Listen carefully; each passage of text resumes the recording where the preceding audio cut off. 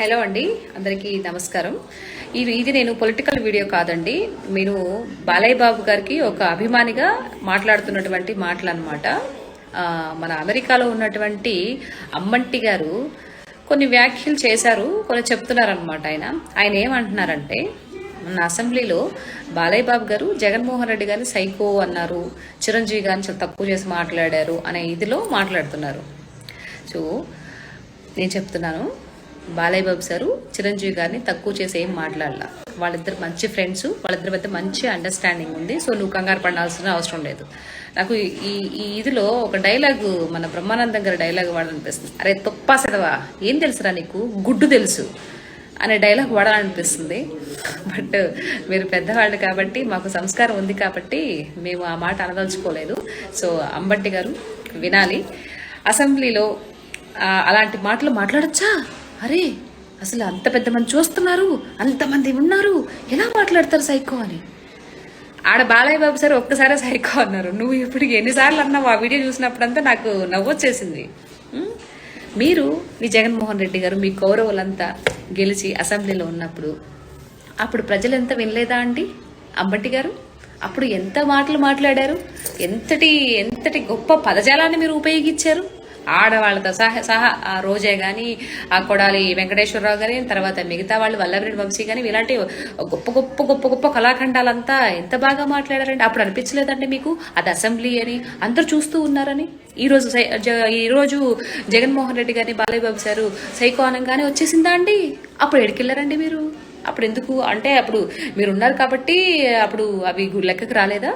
ఈరోజు మళ్ళీ మాట్లాడుతున్నావు నువ్వు. ఇది మ్యాంక్షన్ హౌస్ తాగి వచ్చేసినట్టున్నారు అని చెప్పేసి ఏదో మాట్లాడుతున్నావు. పక్కన సోడా కలిపి నువ్వే కదా? నాకు తెలుసు, ఏ దొంగ సోడా కలిపి అమెరికాకి వెళ్ళావు కదా నువ్వు. కొంచెమైనా మాట్లాడడానికి ఉండాలి అమ్మంటి గారు. ఏది పడితే అది మాట్లాడేస్తే, ఈ మధ్య ఏదో ఒకటి వింటున్నాను, పార్టీలోంచి తమని పీకేయాలని చూస్తున్నారంటగా. సో ఈ విధంగా మాట్లాడితే మళ్ళీ పూలు వేసి అక్షతలు వేసి స్వాగత పడతారనుకుంటున్నావా?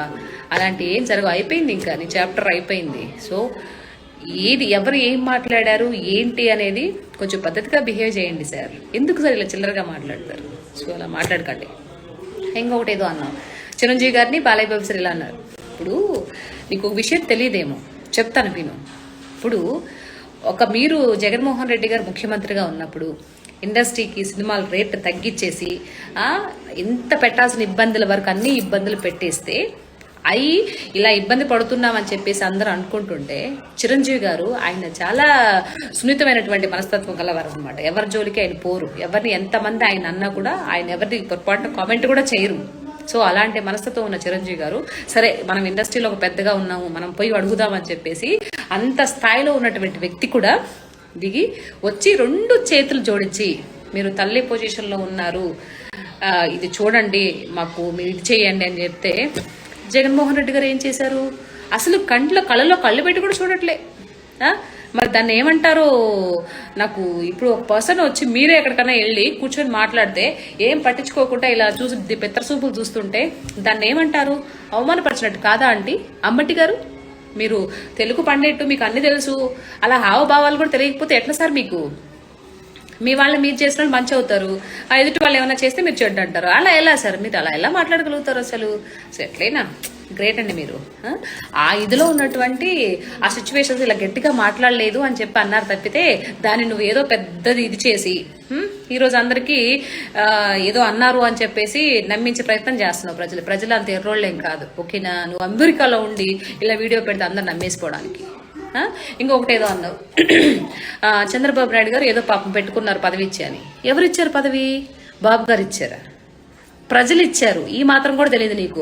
నువ్వు గెలిచింది ఒక్కసారికి, మళ్ళీ నీకు దిఖానా కూడా లేదు. బాలయ్య బాబు 3 సార్లు గెలిచారు ఎమ్మెల్యేగా హిందూపూర్లో. నువ్వు కూడా బాలయ్య బాబు సార్ గురించి మాట్లాడుతున్నావు. ఏం చేద్దాం, కర్మ.